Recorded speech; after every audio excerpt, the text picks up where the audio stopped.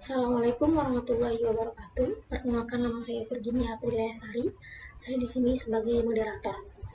Kami akan mempresentasikan hasil kerja kami, yaitu materi yang akan kami presentasikan, yaitu PPh pasal 21, 22, 23, dan 24. Sebelum masuk ke penjelasan, saya akan memperkenalkan rekan-rekan saya terlebih dahulu.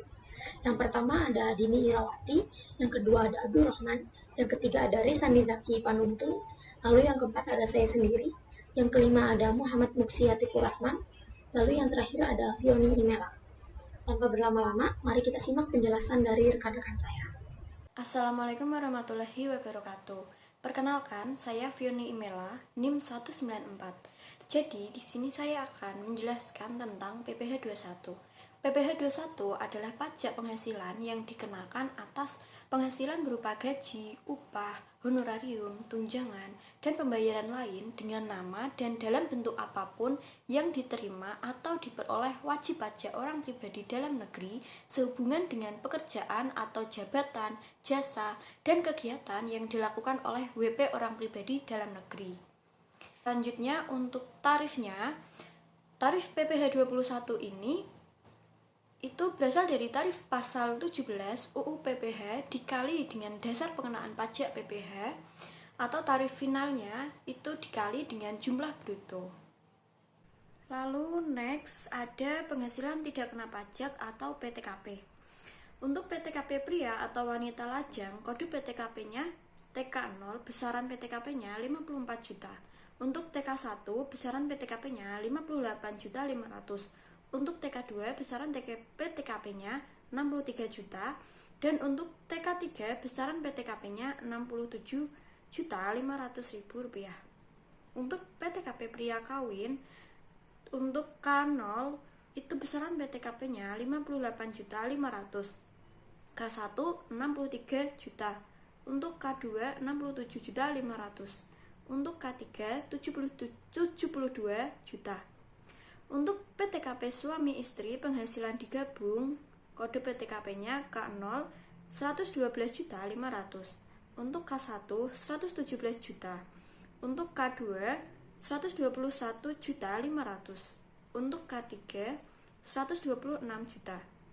Bagi istri di mana suami istri masing-masing punya NPWP, maka PTKP istri adalah TK0 atau dianggap tidak kawin dan tidak punya tanggungan.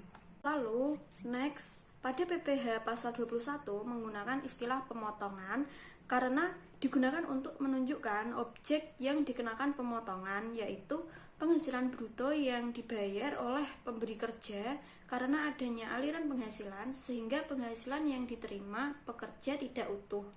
Tetapi setelah dipotong PPh 21, untuk perhitungan PPh sesuai petunjuk tata cara pemotongan PPh pasal 21, untuk pegawai tetap, sebagaimana untuk menentukan besarnya penghasilan neto pegawai tetap, penghasilan bruto dikurangi dengan biaya jabatan sebesar 5% dari penghasilan bruto maksimal 6 juta setahun atau 500.000 setahun.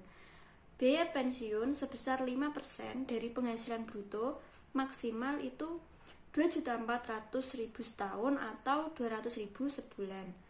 Iuran BPJS yang dibayarkan karyawan, jaminan hari tua, jaminan pensiun, dan jaminan kesehatan.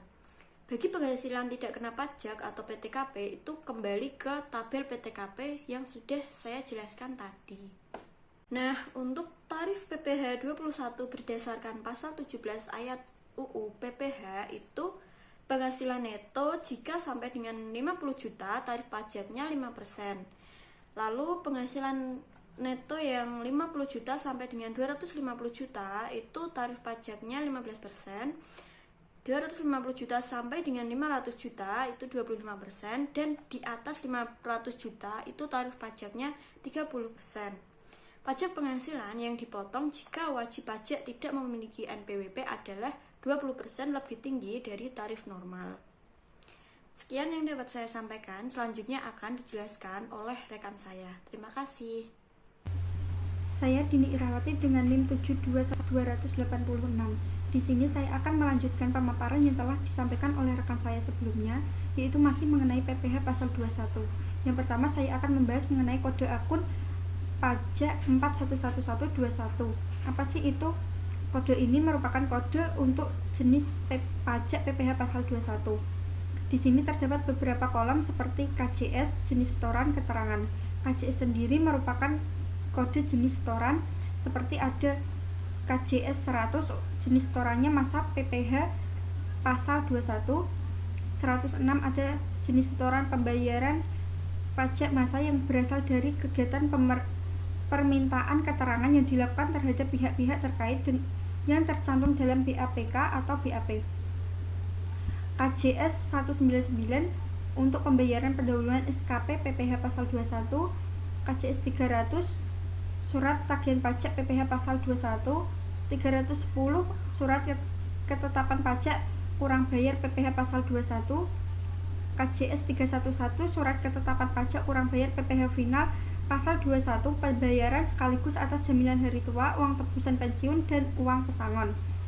320 untuk surat ketetapan pajak kurang bayar tambahan. 321 untuk SKP KBT PPh final pasal 21 pembayaran sekaligus atas jaminan hari tua, uang tebusan pensiun, dan uang pesangon.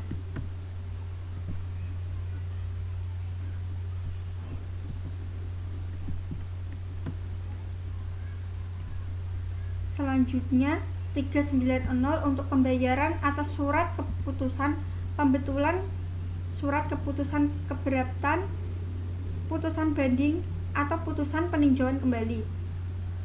KJS 401 untuk jenis setoran PPh final pasal 21 pembayaran sekaligus atas jaminan hari tua, uang tebusan pensiun, dan uang pesangon. 402 untuk PPh final pasal 21 atas honorarium atau imbalan lain yang diterima pejabat negara, PNS, anggota TNI atau Polri, dan para pensiunnya. 500 untuk PPh pasal 21 atas pengungkapan ketidakbenaran.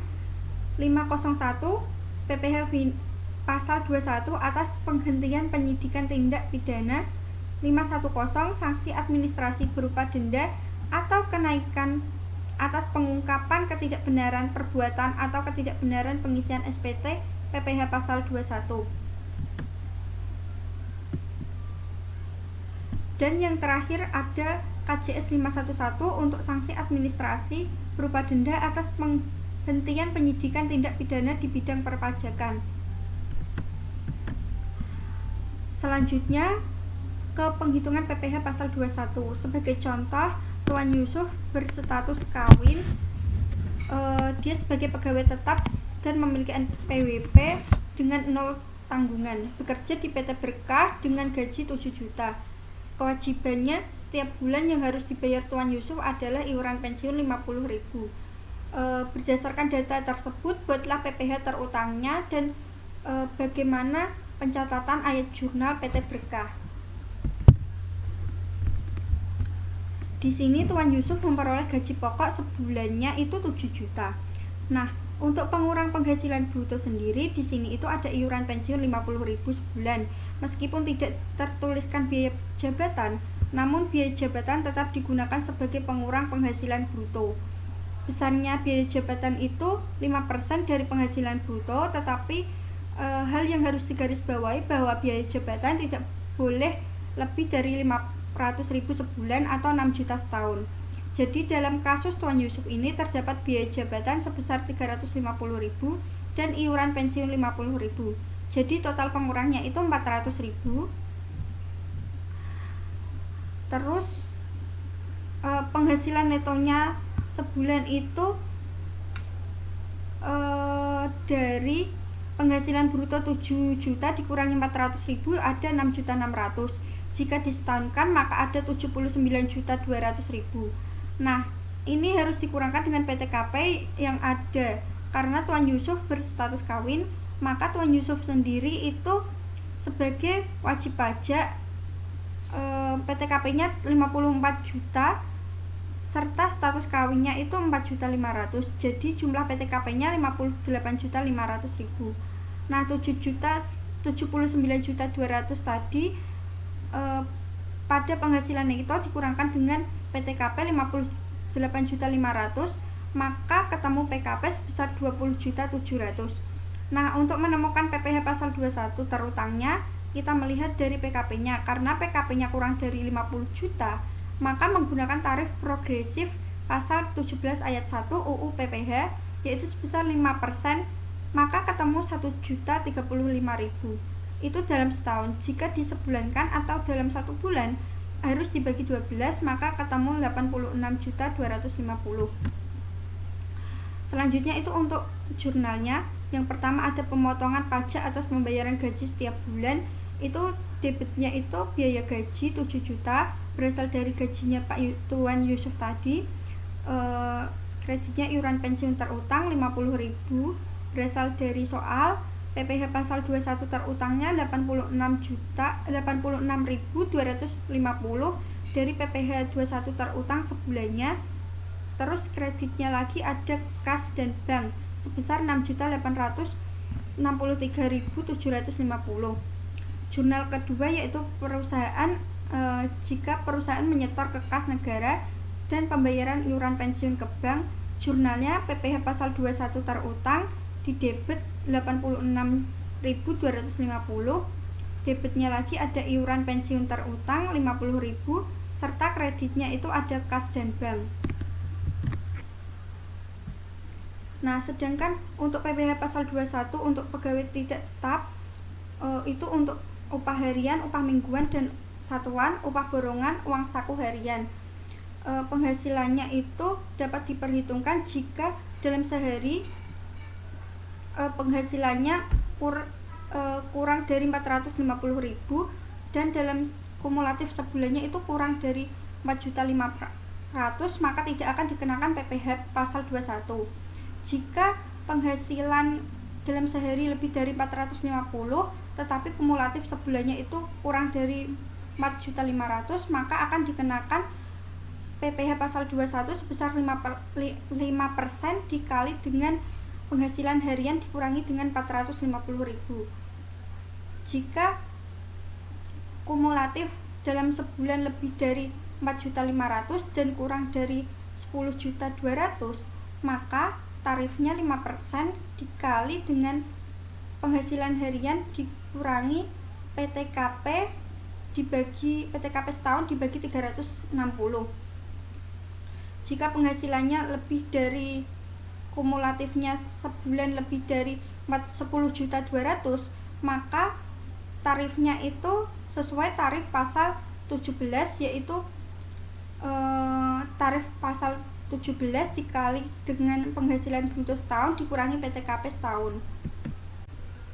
Untuk perhitungan PPh pasal 21 bagi yang tidak ber-NPWP, tarifnya itu 20% lebih tinggi dari tarif normal.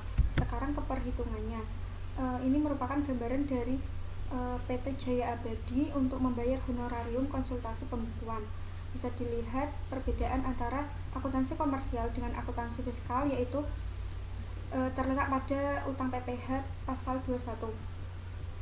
Jika pada akuntansi komersial kas yang harus dibayarkan itu sebesar 25 juta, maka pada akuntansi fiskal kas yang harus dibayarkan itu 24.375.000 dan utang PPh-nya 625.000. Utang PPh didapat dari 5% dikali dengan 12.500.000. 12.500-nya itu setengah dari honorarium bruto. Nah, PT Jaya Abadi juga menyetorkan PPh pasal 21 yang dipotong paling lambat 10 hari setelah masa pajak Juni 2021 berakhir. Pada saat penyetoran, PT Jaya Abadi juga membuat jurnal, yaitu kasnya itu berkurang sebesar 625.000 di kredit, sedangkan utang PPh-nya juga berkurang di debit sebesar 625.000. Sekian presentasi PPh 21, bisa dilanjut ke pemateri selanjutnya. Hari akan menjelaskan tentang PPh 22. Tarif PPh pasal 22 atas impor menggunakan API 2,5% dikali nilai impor, kecuali atas impor kedelai, gandum, terigu sebesar 0,5% dari nilai impor. Lalu ada non API 7,5% dikali nilai impor. Lalu ada yang tidak dikuasai 7,5% dikali nilai impor. Nilai impor adalah nilai berupa uang yang menjadi dasar perhitungan bea masuk, yaitu CIF, ditambah dengan bea masuk dan pungutan lainnya yang dikenakan berdasarkan ketentuan peraturan perundang-undangan pabean di bidang impor. Lalu atas pembelian barang yang dilakukan oleh DJPB, Bendahara Pemerintahan, BUMN, BUMD, 1,5% dikali harga pembelian. Ini tidak termasuk PPN. Lalu yang terakhir ada atas pembelian bahan-bahan untuk keperluan industri atau ekspor yang bergerak di bidang pertanian. Seperti kehutanan, peternakan, perikanan itu kenanya 0,25% dikali harga pembelian. Ini juga tidak final. Lalu atas penjualan hasil produksi. Kertas itu 0,1% dikali DPP PPN tidak final. Lalu semen 0,25% dikali DPP PPN tidak final juga. Lalu baja 0,3% dikali DPP PPN tidak final. Ada otomotif 0,45% dikali DPP PPN tidak final. Lalu yang terakhir ada obat 0,3% dikali DPP PPN tidak final juga. Lalu atas penjualan hasil produksi ada bahan bakar minyak 0,25% dikali penjualan, tidak termasuk PPN untuk penjualan kepada SPBU Pertamina. Lalu yang kedua ada bahan bakar minyak 0,3% dikali penjualan, tidak termasuk PPN untuk penjualan kepada non-SPBU Pertamina. Lalu yang ketiga ada bahan bakar gas 0,3% dikali penjualan, tidak termasuk PPN. Ada pelumas 0,3% dikali penjualan, tidak termasuk PPN. Lalu yang terakhir ada pungutan PPh pasal 22 kepada agen penyalur bersifat final selain agen penyalur bersifat tidak final. Selanjutnya akan dijelaskan oleh rekan saya. Terima kasih Mbak Virgin. Saya akan melanjutkan mengenai tarif PPN pasal 22 atas penjualan hasil produksi. Yang pertama, penjualan kendaraan bermotor di dalam negeri oleh ATPM atau agen tunggal pemegang merek dan importin umum kendaraan bermotor, yaitu sebesar 0,45% dikali DPP PPN. Yang kedua, penjualan barang sangat mewah, yaitu sebesar tarif 1% dari harga jual tidak termasuk PPN dan PPNBM atas A, rumah beserta tanahnya dengan harga jual lebih dari 30M atau luas bangunan lebih dari 400 meter persegi. Yang B, apartemen, kondominium, dan sejenisnya dengan harga jual lebih dari 30M atau luas bangunannya lebih dari 400 meter persegi. Tarif 5% dikenakan dari harga jual tidak termasuk PPN dan PPM atas pesawat terbang pribadi dan helikopter pribadi, kapal pesiar, yacht, dan sejenisnya. Kendaraan bermotor roda 4 dengan harga jual lebih dari 2M atau 3000 cc.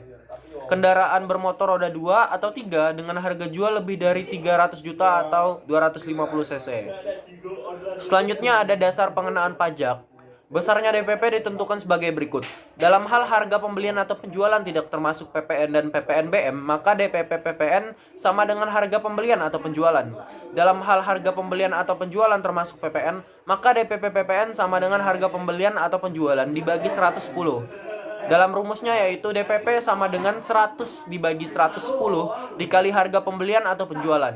Dalam hal harga pembelian atau penjualan termasuk PPN dan PPNBM, maka DPP PPN sama dengan harga pembelian atau penjualan dibagi 110 ditambah tarif PPNBM. DPP sama dengan 110 ditambah tarif PPNBM dikali harga pembelian atau penjualan. Selanjutnya di sini ada contoh kasus yaitu PT Aditama adalah distributor tunggal semen 3 roda, menjual semen seharga 400 juta kepada PT Tirta Jaya secara tunai. Tarif PPh pasal 22 sebesar 0,25% dari dasar pengenaan pajak PPN. Ayat jurnal yang disusun oleh PT Aditama yaitu saat terjadi transaksi, kas dan bank berada di sebelah debit sebesar 401 juta, yang mana PPh pasal 22 terutang sebesar 1 juta yang berasal dari 400 juta dikali 0,25% ditambah penjualan sebesar 400 juta. Dua-duanya berada di kredit. Saat penyetoran PPh pasal 22 yaitu PPh pasal 22 terutang sebesar 1 juta berada di debit dan kas dan bank berada di sebelah kredit sebesar 1 juta. Ayat jurnal yang disusun oleh PT Tirta Jaya yaitu 1. Saat pembelian barang, pembelian sebesar 400 juta dan di sebelah debit, dan juga PPh pasal 22 terutang sebesar 1 juta di sebelah debit juga. Selanjutnya di kas dan bank sebesar 401 juta berada di sebelah kredit. Saat pengkreditan pajak, PPh terutang sebesar 1 juta di sebelah debit dan PPh pasal 22 sebesar 1 juta juga berada di sebelah kredit. Apabila dalam transaksi lainnya ternyata pengenaan PPh pasal 22 bersifat final, maka pencatatan dalam akun PPh pasal 22 tampak dari pihak pemungut. Contoh kasus, PT Berkah mengimpor bahan baku dari Singapura seharga 1.100 $1.100. Nilai kurs bank pada saat transaksi sebesar 1 dolarnya sama dengan 13.600 rupiah. Nilai kurs pajak saat itu adalah 1 dolar Singapura sama dengan 13.500 rupiah. Maka perhitungan pajaknya adalah PPN impor sama dengan 100 dibagi 110 dikali 14.960.000 sama dengan 11.600. PPh pasal 22 sama dengan 2,5% dikali 14.960.000 sama dengan 374.000. Jurnal yang disusun oleh PT Berkah yaitu akhirnya adalah pembelian sebesar 13.600 berada di sebelah debit, PPN impor sebesar 1.360 di sebelah debit juga, maka PPh pasal 22 terutang sebesar 375.000 dan juga utang usaha sebesar 14.586.000. Perkenalkan, nama saya Abdurrahman dengan NIM 72114-2090. Di sini saya akan menjelaskan tentang PPh 23. PPh 23 sendiri adalah pajak yang dikenakan atas penghasilan atas modal penyerahan jasa atau hadiah atau penghargaan lain selain yang telah dipotong PPh pasal 21. Pihak penerima penghasilan atau penjual atau pemberi jasa akan dikenakan PPh pasal 23. Objek-objeknya dapat berupa dividen, bunga, sewa, hadiah, dan imbalan jasa. Di sini untuk dividen tarif PPh 23-nya cuma berupa 15% kali jumlah bruto. Untuk pengenaan PT, BUMN atau BUMD yang memiliki saham pada pemberi dividen kurang dari 25% dari jumlah modal saham disetor. Tapi menurut UU Cipta Kerja menjadi pengecualian objek PPh atau dihapuskan. Untuk bunga sendiri PPh 23-nya memiliki tarif 15% kali jumlah bruto. Di sini penerimanya berupa WPDN. Untuk sewa tarif PPh 23-nya 2% dikali jumlah bruto, penerimanya juga sama WPDN. Hadiah PPh 23-nya 25% dikali sejumlah hadiah final, penerimanya umum. Yang satu lagi 15% dikali jumlah hadiah, penerimanya wajib pajak badan. Selanjutnya ada 20% dikali jumlah hadiah, penerimanya WPLN selain BUT. Untuk imbalan jasa sendiri, untuk tarif PPh pasal 23 2% dikali jumlah imbalan, penerimanya WP badan. Akuntansi pajak PPh 23 pada akuntansi komersial maupun fiskal yang berkaitan dengan PPh 23 tidak terdapat perbedaan. Mengingat terdapat PPh 23 yang sifat pengenaannya bersifat final atau tidak final, maka pencatatan PPh 23 yang bersifat tidak final akan dicatat oleh kedua belah pihak. Contoh soal imbalan jasa pada WP badan. Dalam acara syukuran atas tercapainya target penjualan tahun 2019, PT Berkah mengadakan acara makan bersama seluruh karyawannya. Menu makanan dipesan dari Musi Catering. Jumlah pemesanan catering adalah 40 juta. PPh 23 yang terutang dan wajib dipotong oleh PT Berkah adalah jawab. Di sini karena pengenaan PPh-nya berupa 2% dalam 2%,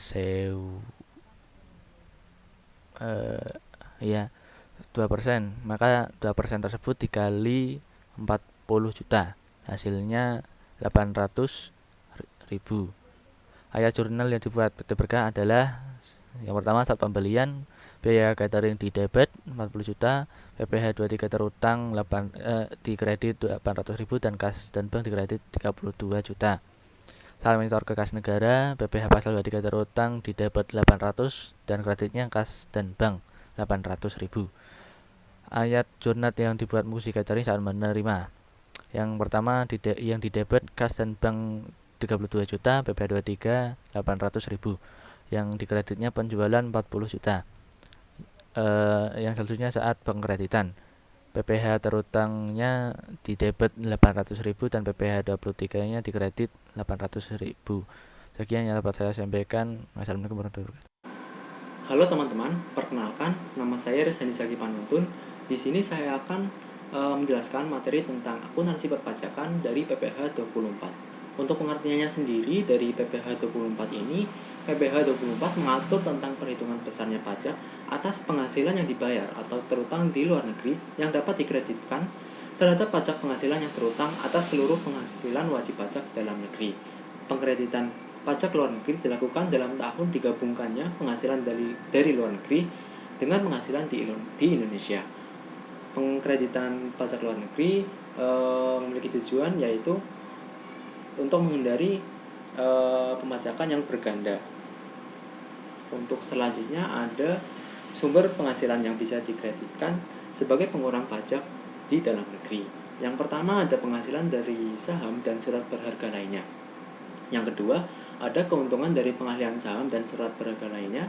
Yang ketiga ada pendapatan lain yang berupa bunga royalti dan senyawa yang berkaitan dengan penggunaan harta benda bergerak. Yang keempat ada pendapatan yang berupa sewa terkait dengan penggunaan harta benda tidak bergerak. Yang kelima ada jasa imbalan yang berhubungan dengan jasa pekerjaan dan kegiatan. Yang keenam, ada semua keuntungan dari bentuk usaha tetap atau di luar negeri. Yang ketujuh, keuntungan dari keikutsertaan dalam pembiayaan atau pemanfaatan di perusahaan pertambangan. Yang kedelapan, keuntungan dari pengalihan aset yang merupakan bagian dari bentuk usaha tetap. Kemudian ada penggabungan penghasilan yang berasal dari luar negeri. Untuk penggabungannya sendiri dapat dilakukan sebagai berikut. Yang pertama, penggabungan penghasilan dari usaha dilakukan dalam tahun pajak diperolehnya penghasilan tersebut atau yang biasa disebut dengan accrual basis. Kemudian penggabungan penghasilan lainnya dilakukan dalam tahun pajak diterimanya penghasilan tersebut atau yang biasa disebut dengan cash basis. Yang ketiga ada penggabungan penghasilan berupa dividen pasal 18 ayat 2 Undang-Undang PPh dilakukan dalam tahun pajak pada saat perolehan dividen tersebut ditetapkan sesuai dengan keputusan Menteri Keuangan. Kemudian ada batas maksimal kredit pajak. Untuk batas maksimal kredit pajak ini dilakukan dengan mengambil nilai yang terendah di antara 3 unsur perhitungan berikut. Yang pertama ada jumlah pajak yang terutang atau dibayar di luar negeri. Kemudian yang kedua ada penghasilan luar negeri dibagi dengan seluruh penghasilan kena pajak dikali dengan pajak penghasilan atas seluruh yang dikenakan tarif pasal 17. Kemudian ada jumlah pajak yang terutang atas seluruh penghasilan kena pajak. Dalam hal penghasilan kena pajak adalah lebih kecil daripada penghasilan luar negeri. Kemudian pencatatan transaksi PPh 24. Saat menerima penghasilan dari luar negeri, pendapatan akan diakui sebesar seluruh pendapatan. Pajak yang telah dibayar dianggap sebagai pajak dibayar di muka. Kemudian saat akhir tahun, pajak yang telah dibayarkan akan dibebankan. Walaupun yang boleh dikreditkan mungkin lebih kecil dari jumlah yang dibayarkan. Untuk contoh soalnya, contoh soal ini menggunakan subjek wajib pajak badan. PT Berkah Jaya memperoleh penghasilan neto selama tahun 2021 dari dalam dan luar negeri sebagai berikut. Untuk penghasilan dalam negerinya sebesar 3 miliar rupiah, kemudian dari penghasilan luar negerinya sebesar 1,5 miliar rupiah. Jika diketahui bahwa tarif pajak di luar negeri sebesar 20%, maka berapakah nilai batas maksimum kredit pajak dan nilai yang dikreditkan? Bagaimana penjelasan dilakukan saat menerima penghasilan dari luar negeri dan saat menggunakan pajak penghasilan akhir tahun? Nah, untuk menjawab soal tersebut, untuk langkah yang pertama yaitu menentukan batas maksimum kredit pajak. Dapat dilakukan dengan yang pertama menghitung total penghasilan kena pajak yang didapat dari penghasilan luar negeri ditambah dengan penghasilan dalam negeri. Untuk penghasilan luar negerinya sebesar 1,5 miliar ditambah dengan penghasilan dari dalam negeri sebesar 3 miliar sehingga total penghasilan netonya sebesar 4,5 miliar. Kemudian menghitung PPh terutang atau yang dibayar di luar negeri. Untuk tarifnya tadi pajak pajak yang dibayar di luar negeri sebesar 20% dikali dengan penghasilan luar negeri sebesar 1,5 miliar rupiah, sehingga pajak yang dibayarkan di luar negeri sebesar 300 juta rupiah. Kemudian menghitung PPh terutang menurut tarif pasal 17, karena subjeknya menggunakan badan, sehingga dikenakan tarif sebesar 25% dikali dengan total penghasilan neto sebesar 4,5 miliar rupiah, sehingga beban PPh badannya sebesar 1.125 juta rupiah. Kemudian menghitung PPh maksimum yang dapat dikreditkan. Batas maksimum kredit pajaknya yaitu penghasilan luar negeri dibagi dengan total penghasilan neto dikali dengan pajak penghasilan badan. Dari penghasilan luar negerinya sebesar 1,5 miliar, kemudian total penghasilan netonya 4,5 miliar dikali dengan PPh badannya tadi sebesar 1.125 juta, sehingga totalnya menjadi 375 juta rupiah. Kemudian nilai pajak yang dapat dikreditkan yaitu diambil dari unsur yang terendah, yaitu sebesar 300 juta rupiah. Untuk jurnalnya sendiri, yang pertama ada jurnal saat menerima penghasilan dari luar negeri, yaitu kas di debit sebesar 1.200 juta rupiah, kemudian pajak dibayar di muka sebesar 300 juta rupiah di debit, kemudian penghasilan jasa atau dividen atau bunga sebesar 1,5 miliar di kredit. Kemudian jurnal saat penghitungan PPh akhir tahun, beban pajaknya di debit sebesar 1.125 juta rupiah, kemudian utang pajaknya sebesar 825 juta rupiah, kemudian pajak dibayar di muka sebesar 300 juta rupiah di kredit. Nah, untuk pajak dibayar di muka ini merupakan kredit pajak menggunakan yaitu batas maksimum kredit pajak yang sudah dihitung sebelumnya. Mungkin sekian dari penjelasan materi dari PPh 24. Saya kembalikan ke moderator. Terima kasih kepada teman-teman yang sudah menyimak penjelasan dari kelompok saya. Mohon maaf jika masih banyak kekurangan dari segi penjelasan yang kurang jelas atau bagaimana. Jika kalian memiliki pertanyaan, bisa ditanyakan nanti ketika jam mata kuliah. Terima kasih. Assalamualaikum warahmatullahi wabarakatuh.